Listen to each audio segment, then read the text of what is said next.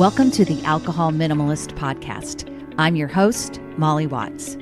If you want to change your drinking habits and create a peaceful relationship with alcohol, you're in the right place. This podcast explores the strategies I use to overcome a lifetime of family alcohol abuse, more than 30 years of anxiety and worry about my own drinking, and what felt like an unbreakable daily drinking habit. Becoming an alcohol minimalist means removing excess alcohol from your life so it doesn't remove you from life.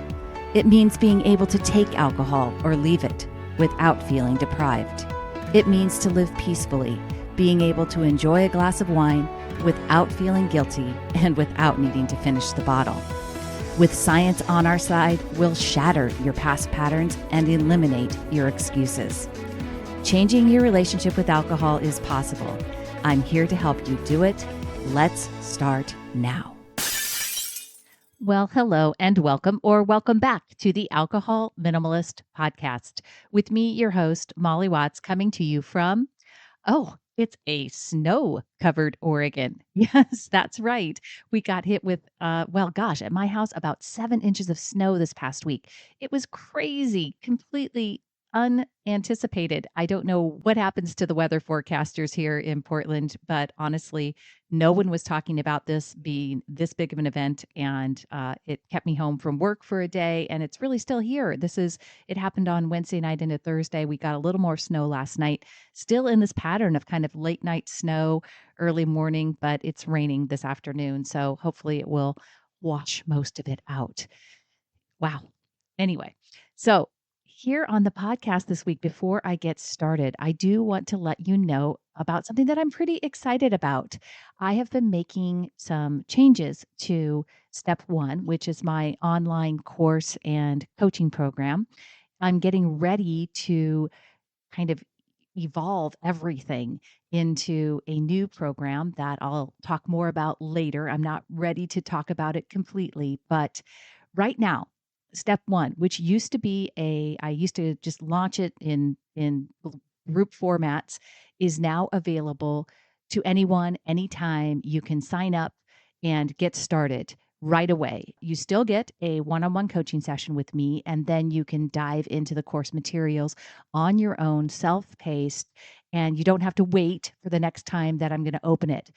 This is the way it's going to be right now until I am ready to transition everybody that's in Step 1 that has ever signed up for Step 1 automatically will become a part of my new program when it launches.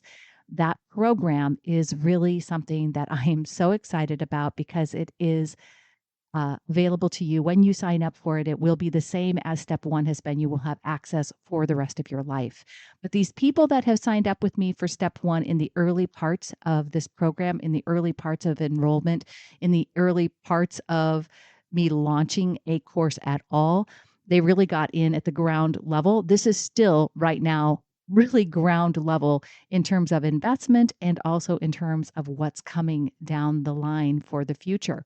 So if you're interested at all, go to www.mollywatts.com/step1. Learn more kind of about what's in there now, what's being added to it, and how you can get involved right away. If you don't want to wait anymore, you don't have to. You can start taking action and really creating that peaceful relationship with alcohol that I talk about all the time. Okay. On this week's show, I am super excited to be joined again by Elizabeth Benton. Many of you who have listened to this show, who have read my book, know that Elizabeth's work and her book, Chasing Cupcakes, was really an integral part. I know, kind of odd because it has nothing to do with alcohol, but it has a lot to do with mindset. And this is where Elizabeth and I completely align. Elizabeth was on the show, now almost a year and a half ago. We talk about that in this episode. And she was gracious enough to come back on this week and talk with me about consistency. I will have to tell you that this is that thing that is at the root of everything that we do in our lives in terms of both habits that serve us and habits that don't serve us. It's what we do consistently over time that matters. And Consistency is the number one thing that people struggle with the most in terms of applying the tools that I talk about in Elizabeth's work. And we just had a great conversation all about consistency. So I hope you enjoy it. Here is my conversation with Elizabeth Benton. Good morning, Elizabeth. Thank you so much for coming back on the Alcohol Minimalist podcast. I just cannot wait to have a conversation with you again. Thanks for having me back. It's been a while. It has. I was just saying to you before I pushed record that I went back and listened to that first episode that I did with you, and it blew your mind that it dropped when Roman was 8 weeks old. That's so crazy. I know. And what's really crazy is, well, not crazy, but at that time when we were talking, I was kind of going through how much had changed for you and what a big 2 years it had been since I really started following you. And now, as I'm sitting here talking to you 18 months forward, again, it's been a pretty momentous 18 months. Yeah, that's for sure. I feel like I've lived a few lifetimes in the last few years. I would have to agree with you. I think that's a fair statement. Yeah. So before we dive into the conversation that I want to have today, which is all about consistency, something I know you're very passionate about, I would really love for you to just update, because not all of my listeners follow. I talk about you all the time, so a fair amount of them just know you and follow you as well. But for those who don't, bring them up to speed on kind of what's been happening the last 18 months. And I'm going to link the last episode in the show notes, folks, so you can go find it. But since that time, because Roman at the time was 8 weeks old, that was in the summer of 2021. Yep. And now here we sit in the February of 2023. What's happened since then, Elizabeth? Just a couple things. Yeah. When Roman was about 8 or 9 months old, I found out I was pregnant again, which was wonderful. We really wanted to get pregnant again, and I didn't imagine it happening that quickly, but I was certainly grateful for that, and was kind of making fun of myself early in the pregnancy, because I found out right away. I was testing very early, and I kept saying to my husband, like, I'm showing really fast, and I don't know if it's because it's my third pregnancy in just a couple of years, or like, what if it's twins? And I was saying it in jest, because I don't have a history of twins in my family, and that would just be kind of wild. And I just felt like I was ballooning really quickly. I was like, what is happening here? And found out a couple weeks later that I was in fact pregnant with twins. And more than that, it was identical twin girls, which was just such a gift, but also heavy, because my firstborn was a girl who died unexpectedly when she was just 2 weeks old. And so that was, and still is, I'm still like, holy crap, I have twins. And we had a pretty uneventful pregnancy up until about 21 weeks so I always thought that you could just have identical twins or fraternal twins, but apparently there's many more types of twins than that. And my twins shared a placenta, which makes it higher risk. And we found out that they were basically experiencing twin-to-twin transfusion. We had to go down to Johns Hopkins, kind of in an emergent situation, to have surgery on the twins in utero, to make sure that they would share nicely, the resources coming to their shared placenta. Right. That went well. We seemed like we were in the clear, in a good spot. But then at 26 weeks, everything changed very quickly. I was admitted to the hospital, had a placental abruption. Both girls' waters broke. They managed to keep me pregnant for another week after that, which was wild. And the twins were born at 27 weeks, and they were born very, very, very ill. And we weren't sure if either of them would make it. And after 93 days in the NICU, which was a couple hours away from home, they were discharged, and they're home now. They're now almost 7 months old. They're doing really well.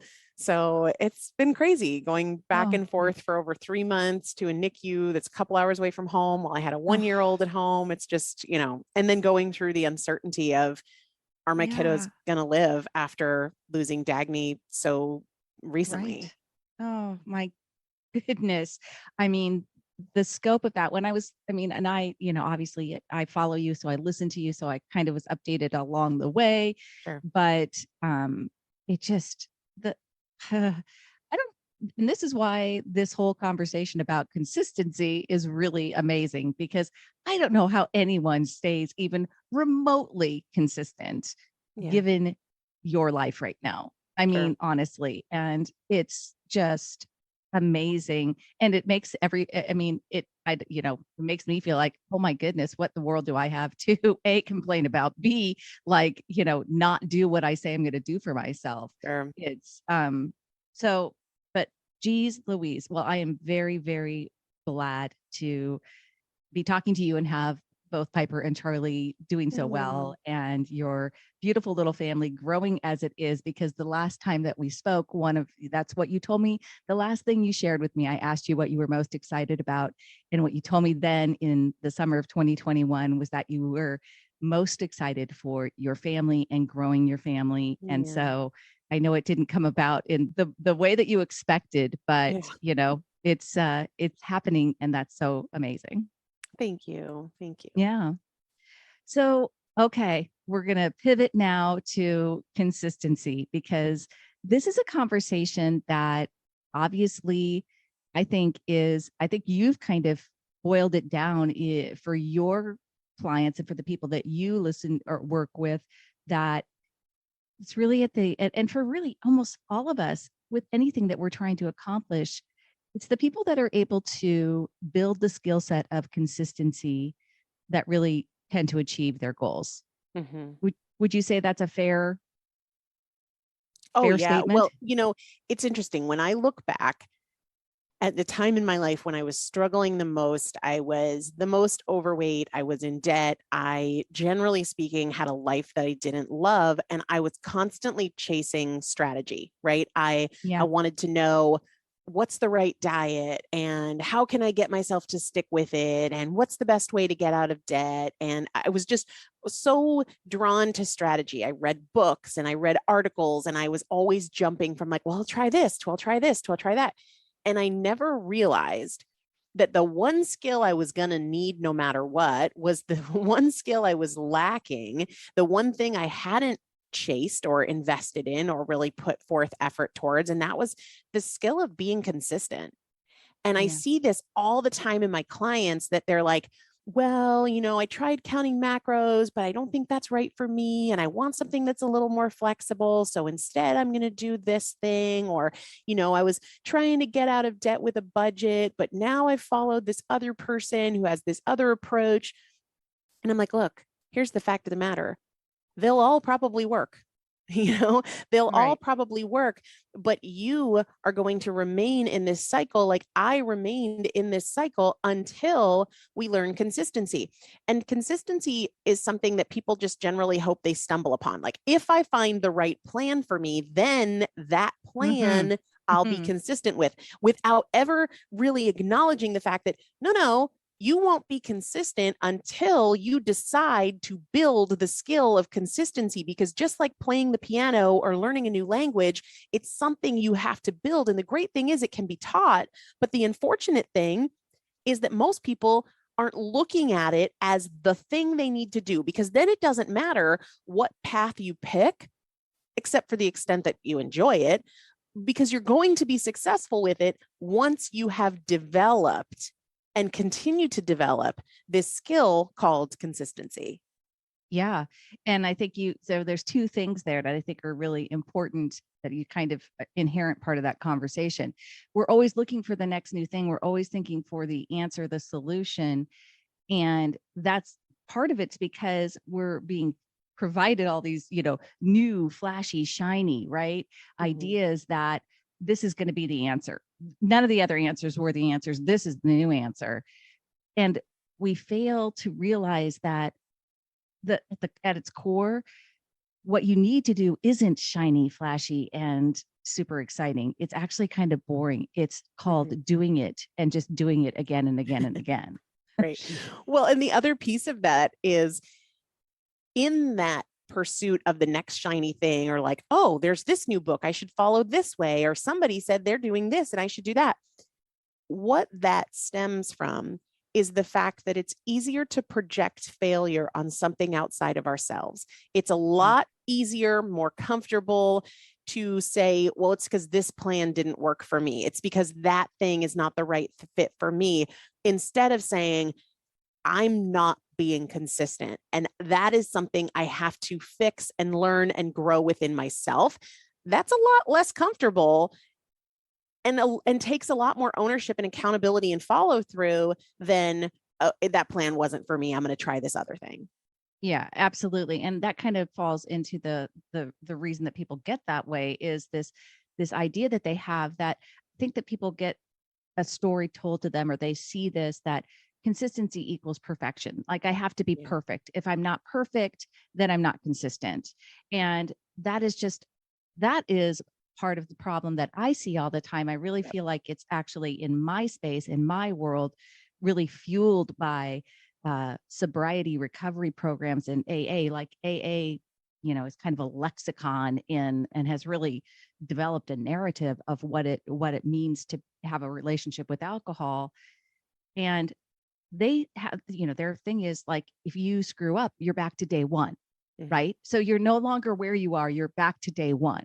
And I think that is just so, and I'm not talking about recovery in my world, but it's a narrative that drives people's thinking in terms of how they set themselves up for failure, which really is how to stay consistent. You have to be able to accept that the struggles are going to come, the missteps are going to come, the urges are going to come, and that's not a problem if you keep going. Right. And not only is it not a problem, it's part of the process. We can look at anything, whether we talk about any business that has been built, or we talk about anybody's weight loss journey, or we talk about anybody's financial overcoming process. We will not find one that is, quote, perfect. We will not find a person that is perfect. It doesn't exist. This is an imaginary ideal that we invent, and then we evaluate ourselves against. And I always think of this notion of like, okay, let's say that you and I went to a running track, okay? And we said, we're going to run together and we're going to hold this particular pace. And we start out and we're holding this pace, but then I roll my ankle, so I stop for a second to walk it off. I fell off the pace. In our minds, this idea that we've created of perfection means now I have to go back to the beginning and start over to have a successful race holding this pace. And every time I fall off, I have to go back to the beginning. I mean, that's crazy. That's not the way that it happens. Right. The way that life happens, but we've just created this alternative narrative in large part because it just lets us off the hook. We created this alternative narrative that every time we, quote, fall off the pace, we have to go back to the beginning. What actually happens is we just have to get back on it. Yeah. And that is normal. And that is not wrong. That is not bad. That is not failure. That is normal part of the process that exists in everybody's journey in one way or another. Yeah. And I think too that I was listening to, and I am sorry because I don't remember which episode it was of yours. It was a recent one. You were talking about when you really addressed this idea of consistency in your own life, when you kind of went from, because you and I both, right? I mean, there were many, many years where I was highly inconsistent and led my life with inconsistency as opposed to trying to lead my life with consistency. One of the things I loved was this idea that you said, it's not about being perfect. It's not like I'm always perfect, but when that thought comes in, because it happens to us all, right? You have this ideal plan, it's set in place, and then something happens, or it's, life happens, you're tired, you don't feel like cooking what's on the menu, et cetera. Who knows, right? You, instead of just accepting that first thought that comes in that says, I don't want to, I'll just start again tomorrow, I'll, putting it off into the future, you really will not allow your brain to go down that path. And you ask yourself, what would I need to think right now? Not trying to motivate yourself to do the thing that you're trying, that you're not wanting to do, but just ask yourself so that you don't ingrain that habit of thinking again, which I think is so important and such a big part of becoming more consistent, is understanding and being aware of our own thinking and how, and stopping that, even if we don't, even if we don't do the run, make the meal right there in the moment, being aware of the thought and asking ourselves, what would it take if I wanted to, right Right. now in this moment? Yeah, I was talking on another podcast about this the other day, how I think it was on Valentine's Day. I was driving home from a massage, and I was driving home right about the time where when I got home, I needed to start dinner. And I, of course, had a plan for what we were going to do for dinner, but having just gotten this great massage and kind of feeling a little more chill, I just didn't want to come in the door and have 3 kids that need me and have to cook dinner. And in that moment, I challenged myself to say, if I was driving home looking forward to cooking dinner, if I had a really good attitude about it, how could that be so? Like, what perspective would I need to have in order to look forward to it? And like you just mentioned, the reason I do that is not for the outcome of cooking dinner. The reason I do that is because we have to think about our thoughts as like this container, right? And if your thoughts are just the same container of your familiar thoughts, oh, I don't want to, but I have to. This is such a pain. Like, I don't want to work out. I'm too tired. The actions are directly tied to your familiar thoughts, right? So if you have this predefined container of this is how I always think about these things, then your subset of actions is also this predefined container. And that's why people get so frustrated. Like, how can I want to change, but I just stay in this pattern and I stay in this cycle? Right. It's because your container of thoughts is remaining the same. So when I ask myself the question as I'm driving home from my massage, if there was a perspective out there that would leave me feeling like I want to cook dinner, what would that look like? I do that to push out the edges of the container. Right. That's why I do it. I do it to open up the realm of possible options or possible choices that can flow from it. I'm doing it in my mind. I imagine that I'm like pushing out the edges. I'm expanding the bubble of most familiar thoughts, because when I do that, I open up the possibility of new behaviors. And so many people are just operating within the same container of familiar thoughts. And that's why they stay making the same choices over and over and over and over and over. So we have to think of the way that I like to think about it is, I wrote about this in Tools for the Trenches, that when you go to the eye doctor, right? You're wearing glasses, I wear contacts. Yep. When you go to the eye doctor, we know that experience where they take the black lenses. I just had it. I literally just had it the other day. So, it's called an occluder, and they put it up against your face and they're like switching back and forth between different lenses. And they'll say, is it more clear like this or like this? Is it better with 1 or with 2? Is it more clear here or is it better here? And they're basically displaying for us that through a different lens, we see things either more clearly or less clearly. Our perspective is the same way. So when I'm driving home thinking like, oh my God, I don't want to cook dinner. Like, this is so annoying. This is so annoying. That is a lens that I am putting over my decisions, right? When I look at it this way, I feel this way, and I choose these things. I'm limiting myself to this range of potential choices. However, that perspective can be swapped out for a different perspective. So I'm asking myself, is there a perspective that would lead me feeling grateful for this opportunity? And so I'm doing it to just try on different perspectives and open up new subsets of action. What I came up with was, when I think back, this is just me kind of daydreaming as I'm driving. When I think back to my childhood, some of the things that stand out to me are the most mundane moments of like family dinner. It wasn't some big holiday. It wasn't a party. It wasn't when I got some big gift or some milestone moment. It was like when we were sitting around our round table that was like way over varnished. And my dad would say, like, who did you make smile today? Those moments that are the moments I could approach as a mom with my own kids is like, oh crap, I got to make dinner again. Like, this is, here we go again. Another dirty bib, another dirty high chair, another opportunity to wash the floor because Roman throws everything. When I have that perspective, I'm missing the opportunity to create the fact, Like dinner time could be Roman's favorite memory when he gets older. And so then I'm driving going, well, gosh, how can I capitalize on that? How can I make it a really something that's my favorite memory too? Dinner time with my kids when the twins are in bouncy seats, one next to me and one next to my husband, and Roman's in the high chair and he's saying stupid stuff. Like, how can I just lean into that instead of, I don't have to choose the perspective of, I don't want to make dinner and this is annoying and it's a chore. I don't have to choose that perspective. And it changes everything. It also fosters consistency because I can opt into perspectives that align with the subset of behaviors I want to choose, whether that's working out or it's, being on a budget or any number of other things. We always, sure, we have a default perspective. And sometimes my default perspective is I don't want to cook dinner, but I get to choose out of that. And so does everybody else. Yeah.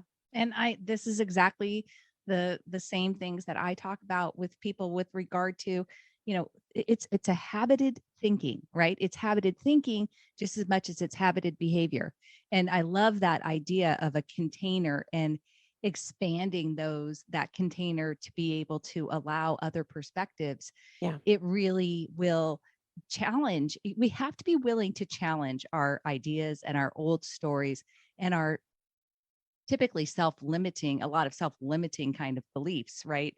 And again, that also fosters into this idea of taking action today as opposed to waiting until tomorrow. And a lot of us do that. I did that for years.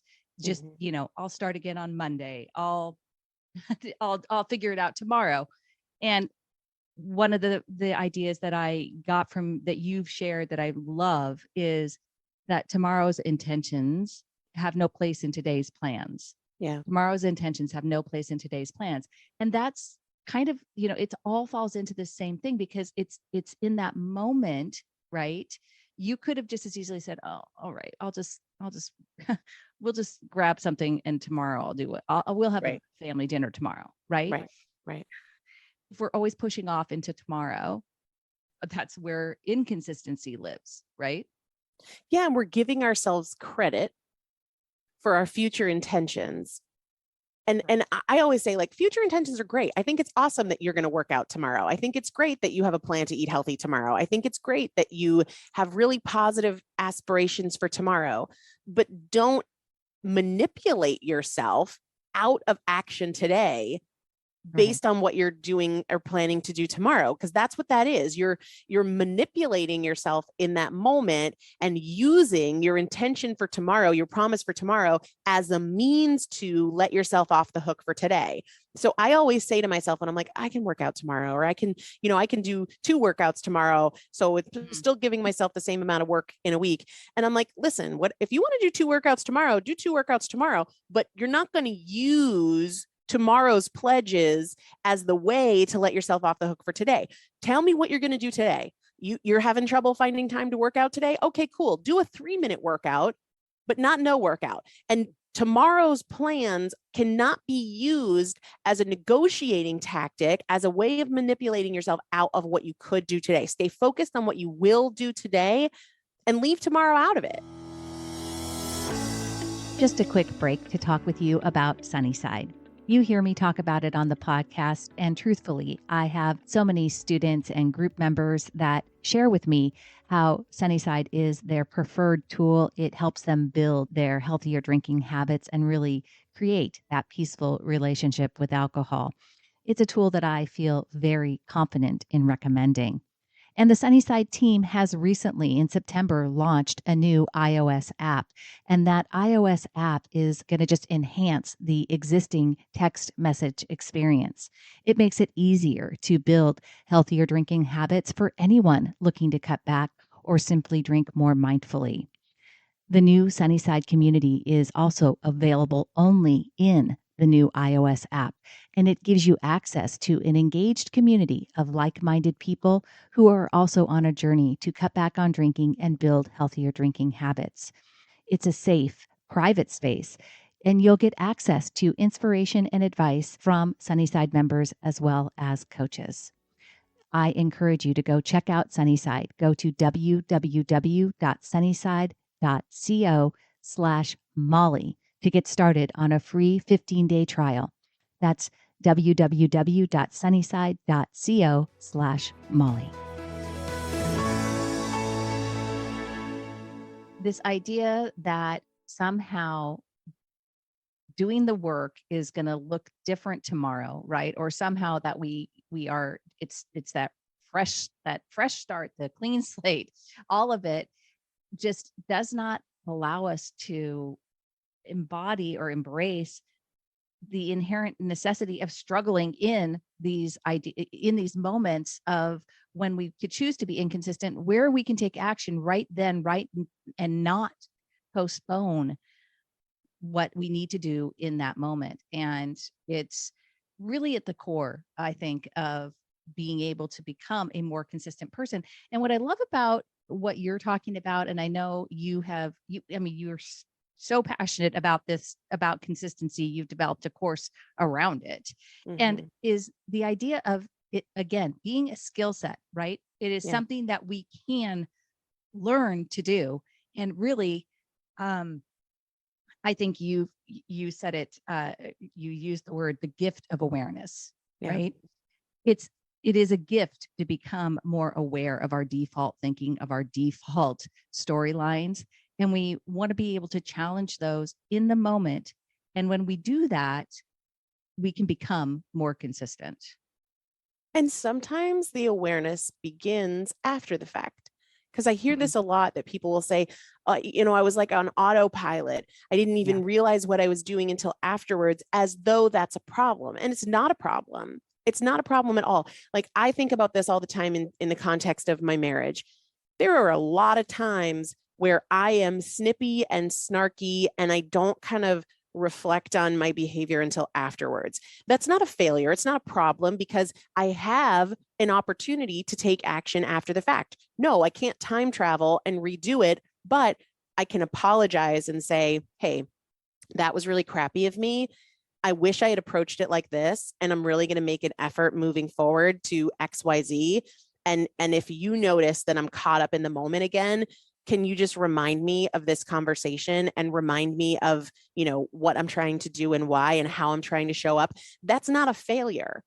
People Right. will just discount a moment as like, oh, well, because I didn't even realize I was eating the Oreos until afterwards, like I screwed up. No, you still have an opportunity with that awareness, even when the awareness comes after the fact. And oftentimes, for a while, it comes after the fact. And to a Yeah. certain extent, in some situations, it will always come after the fact. We're never going to get to the point where we have perfect awareness either ahead of time or in the moment. There's always going to be situations where we're afterwards reflecting, going, I could have done something different. I wish I had done something different. And there are opportunities for rewiring mental patterns and ways of thinking and even improving behavior afterwards. Yeah, for sure. For sure.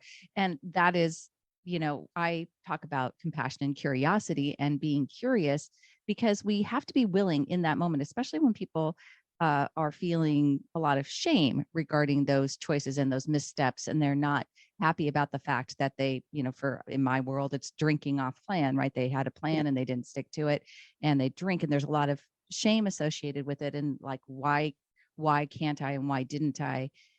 If we're willing to, after the fact, take time to reflect back on, really, again, and it's also this idea, like, it didn't just happen to you, you actually did make a choice. Yeah. So let's figure out where our thinking went awry, so Yes. that we can next time be better prepared. Then there is no failure, there is no, right, it's a part of the process. There will be hopefully less and less times of those missteps as we begin to reflect and understand what happened in that moment when we went off plan. You I know also something that I think probably again goes along hand in hand with setting intentions and working on the plans, and in that moment, right, when we are not wanting to follow through with ourselves, to be more consistent. I know I've heard you say, I say it with my people: have many reasons, make them strong, revisit them often. Yeah. Because in that moment, when you are looking, asking yourself the question, what perspective would it take if we only are focused on one thing as the reason that we're doing whatever we're doing, that one reason can fail us. Yep. Yeah. Is that I give this example when I've been pregnant, because I had 3 pregnancies and 4 babies in less than 2.5 years. And for most of my life, my food and my workout ambitions were tied to my weight. And I was doing it to either lose weight or maintain weight. And then you get pregnant, and I experienced this in so many moments of pregnancy, like, well, I can have this thing because it's not like I'm losing weight right now. I'm going to gain weight anyway. Like, I might as well. It's not going to hurt. But when I decided that I needed to have many reasons, many strong reasons, and revisit them often for eating well and moving regularly that have nothing to do with weight, that shifted so much. And then it has come into play so often if I'm, recovering from a C-section. I still have extremely strong reasons to eat well. I still have extremely strong reasons to move my body that have nothing to do with what I look like naked or the number inside my jeans. And that has become so powerful, because if so many times I hear from people who go through an illness or an injury, and all of a sudden they start trashing their body and eating whatever because, hey, what's the point? Or they get their goal weight, and then they find that they put the weight back on because they're no longer driven by trying to lose weight. You have to have strong reasons. One of my big ones is longevity. I Right. want to be here and healthy and capable for as long as possible with my kids and their kids. I want to have energy. That is a huge one. Regardless of what is happening with my weight, I know I have way less energy when I'm eating poorly, when I'm not working out, than when I'm eating well and I'm working out. I don't want to have no energy. I don't want to be sluggish. I don't want to feel like I need a nap at 2 p.m. I've got 3 kids under 2. Like, I don't have time for that. I'm running multiple businesses. So energy is a huge piece of it. Even when, like, I find it, for me, weight loss is really hard when I'm breastfeeding. Like, just everything's out of whack. It's really hard for me. And with past pregnancies, I'd be like, what's the freaking point? You know what I mean? Like, I Right. need the calories anyway for milk production, and I'm not losing weight until I'm done nursing. I'm not losing weight at this point, but there's so many more reasons that are compelling. I feel way better. Not only is my energy better, I physically feel happier. I physically feel better in my body, better when I'm laying in bed at night, when I eat well. And those are really compelling reasons. Of course, I have to revisit them very, very often, but you have to have all of these strong reasons. Otherwise, something's going to happen that messes with one of your reasons. And this is why people lose their motivation and find themselves undoing progress that they worked really hard to create. Yeah, that just reminded me of something that I really think is important, right?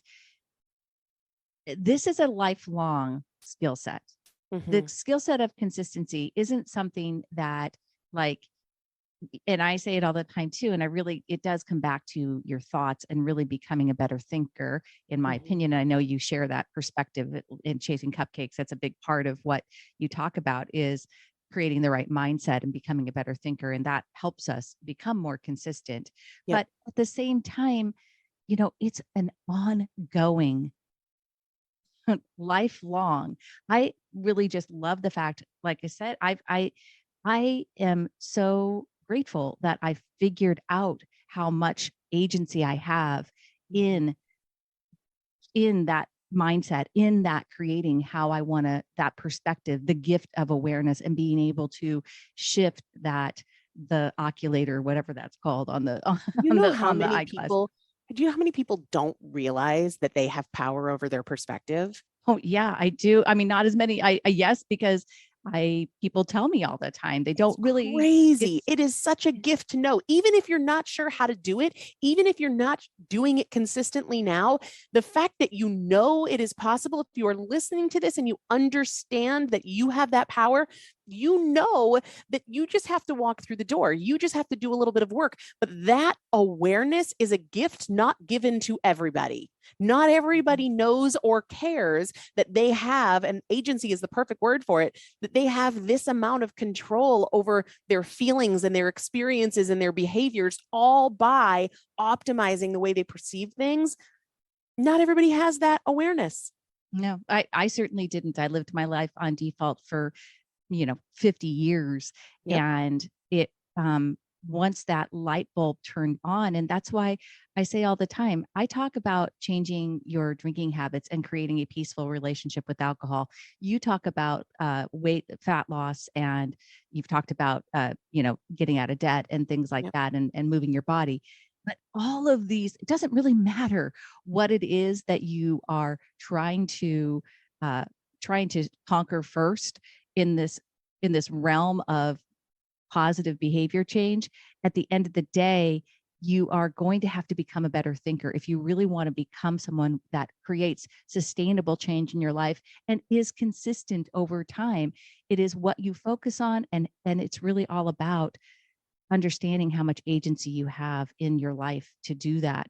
I tell people all the time, I used to be the most dramatic person I know. I don't know if you can relate to that. Yep. I Oh, think yeah. you were probably, I think I just from our conversations, you probably back in the past, it was a little bit more dramatic, right? For And sure. falling Yeah. into, I think it's called I call it now the no drama llama, right? There's just, Yep. it's like, and that was all me. That was all my doing, Yep. my perspective. Yep. Not, instead of, I used to say it like, I literally, like, the thought was, well, come on, I have 4 boys. Hello, like, doesn't it just make sense to you that my life was traumatic? Like, there was Yeah. no other option available. Like, that's how I thought. And once I really understood the power of my brain to change that, life became a lot less dramatic and a lot more manageable. And I was able to take actions the way that I wanted to. And it isn't because my life suddenly changed. You are someone who is living a life that I can't even, it sounds overwhelming to me. And I'm sure Yeah. that there are moments that you feel a little Yeah. overwhelmed, Yep. Oh, right? yeah. Yep. Yep. Absolutely. Absolutely. And But the thing is about overwhelm is that too is a perspective right, opportunity. right. Overwhelm is not a function of having 3 kids under 2 and being a stay-at-home mom as well as running multiple full-time businesses. Overwhelm is a function of focusing on more than the moment you're in. Mm.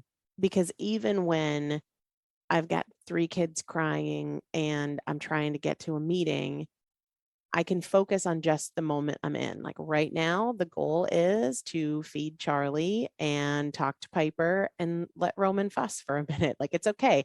I don't have to simultaneously be trying to do the next 10 steps. And like, I got to get out the door and I got to brush my hair and I got to do this and I got to do that. And no, I need to just be fully present where I am.